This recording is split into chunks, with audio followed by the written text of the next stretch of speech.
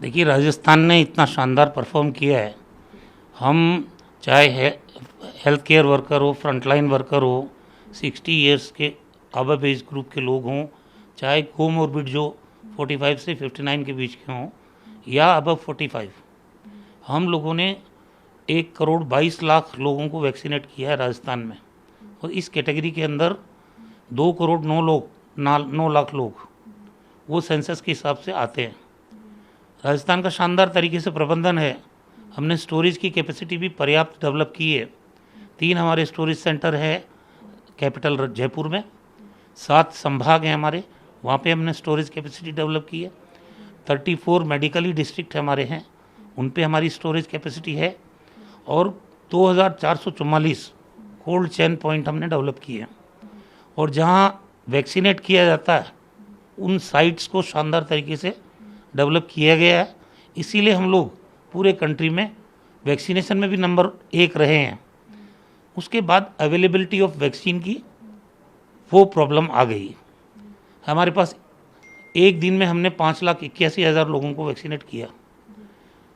1 lakh vaccine जब बच गई तो हमको स्टॉप करना पड़ा कि फर्दर वैक्सीनेशन कैसे करेंगे। फिर भारत सरकार से रिक्वेस्ट की, 10 लाख उन्होंने भेजे, 4 लाख और भेजे। ऐसे टुकड़ों में वैक्सीन मिल रही है। लेकिन हमारे स्टेट की कैपेसिटी 7 लाख लोगों को हम पर डे वैक्सीनेट करने की स्थिति में हैं। और इस गति से वैक्सीनेट करेंगे तभी 1-1.5 महीने के अंदर जो पॉपुलेशन आज 45 साल तक के लोगों को, 18 साल से 45 साल के लोगों को वैक्सीनेट करने का जो टास्क भारत सरकार ने दिया है, अब उस कैटेगरी में 3.25 करोड़ लोग हैं, उनकी 2 डोज मान लेते हैं तो ये 6.5 करोड़ हो गया डोजेस। और 6.5 में 10% अगर वेस्टेज भी मान लेते हैं, 7 करोड़ डोजेस की ज़रूरत पड़ेगी स्टेट को।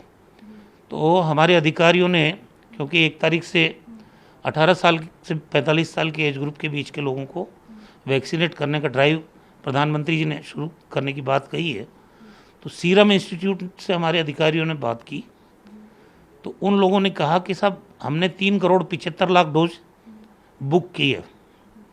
तो जवाब ये मिला था कि भाई 15 मई तक तो हम जो हमारे पास भारत सरकार से पहले से ऑर्डर मिले हुए हैं उनकी आपूर्ति नहीं कर पाएंगे, तो आपको कहाँ से देंगे। तो परिस्थिति इस तरह की है।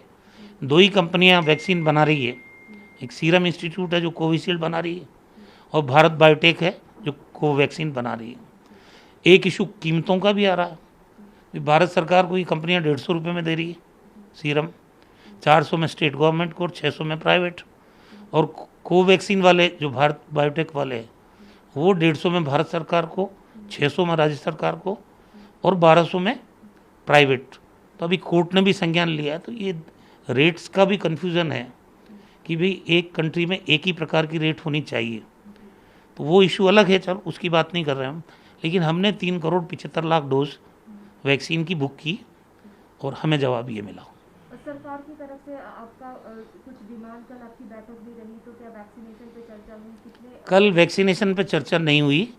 कल हम पर्पजली 3 चीज़ों के बारे में यहाँ आए थे, क्योंकि जिस ढंग से एक्टिव केसेस बढ़ रहे हैं, 1,55,000 केसेस राजस्थान में एक्टिव केसेस हो गए। हर रोज़ अप्रैल में कभी 9,000, कभी 10,000, 12,000, 16,800, 16,000 इस तरह केसेस रोज़ आ रहे हैं। और मृत्यु भी हमारी अकेले 27 अप्रैल तक 900 से ज़्यादा लोगों की मृत्यु हुई, जबकि मार्च में पूरे महीने में 31 लोगों की मृत्यु हुई थी। तो स्थितियाँ गंभीर थी।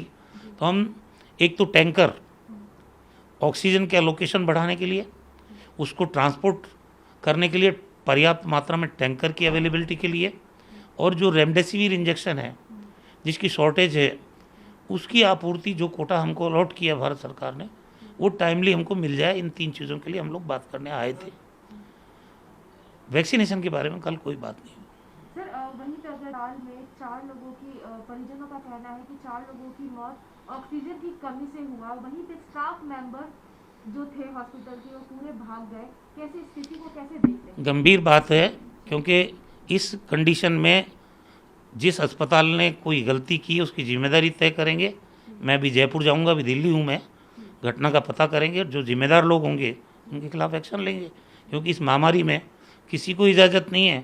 आपने अस्पताल अगर खोल रखा है तो आप इलाज के लिए मैदान में रहोगे तो सही, आप भाग कैसे सकते हैं।